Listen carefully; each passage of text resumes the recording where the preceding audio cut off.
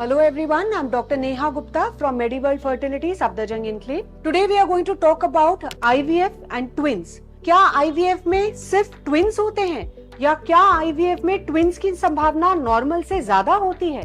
Yes, IVF में twins की संभावना नॉर्मल से ज्यादा होती है। क्यों? बिकॉज हम एक बार में एक या दो बच्चे यूट्रस में रखते हैं। अगर हम एम्ब्रियो ट्रांसफर के दौरान आपसे पेशेंट से सलाह कर हम ये पूछते हैं कि क्या अगर आपको ट्विंस हो जाएं तो आप खुश हैं?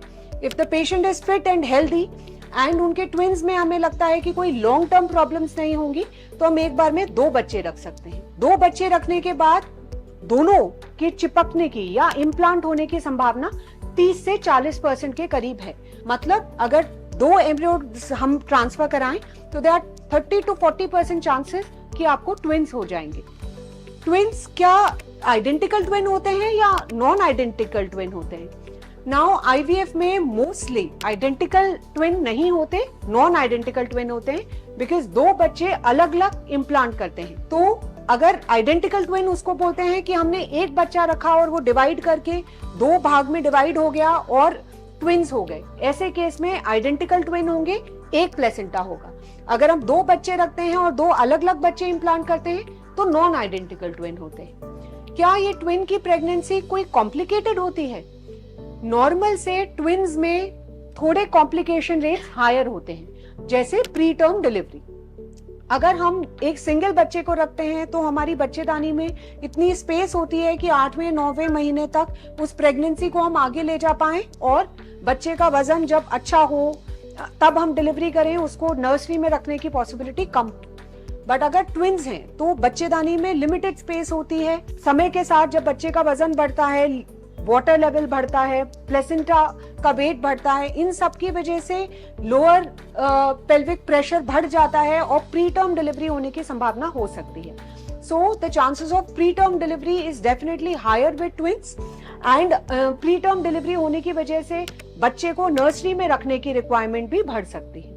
So twins per se does not cause major problems, but then these minor problems can be there. पूरे समय पर 8वें 9वें महीने पर पैरों में सूजन आना या डायबिटीज या हाइपरटेंशन का रिस्क ट्विंस में नॉर्मल सिंगल टर्म प्रेगनेंसी से ज्यादा होता है। सो ट्विन प्रेगनेंसी अगर सब फिट हेल्दी हैं तो हम चाहते हैं एक ही बच्चा इम्प्लांट करे और सिंगल प्रेगनेंसी हो। बट अगर ट्विन प्रेगनेंसी भी हो जाती है तो उसमें कोई मेजर प्रॉब्लम्स नहीं आती। ये छोटी मोटी प्रॉब्लम्स आ सकती हैं जिनको हम डॉक्टर की मदद से प्रॉपर ट्रीटमेंट के जरिए फॉलो कर सकते हैं और आगे हम हेल्दी बेबीज की डिलीवरी कर सकते हैं। सो अगर आप ट्विंस चाहते हैं आईवीएफ के जरिए तो डेफिनेटली आपकी पॉसिबिलिटी ज्यादा है। अगर हम ट्विंस नहीं चाहते हैं तो हम डॉक्टर से डिस्कस कर सिंगल एम्ब्रियो ट्रांसफर कराएं। जैसे बहुत सारी अलग देशों में ये फॉलो कर रहे हैं लोग कि वो ट्विंस की पॉसिबिलिटी कम करें और एक सिंगल ट्रांसफर बच्चा रखें।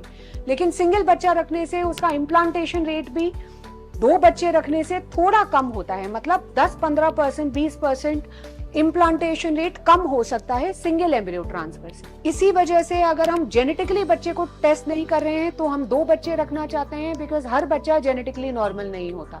अगर हम बच्चे की जेनेटिक टेस्टिंग कर रहे हैं और हम उसमें पता कर चुके हैं कि उसमें कोई एन्यूप्लॉइडी के रेट्स नहीं है तो single embryo transfer is what we want. I hope twins के बारे में आपके अगर कोई क्वेश्चंस हैं, कुछ आपके डाउट्स हैं, आप हमसे पूछ सकते हैं, आप मैसेज कर सकते हैं, आकर मिल सकते हैं।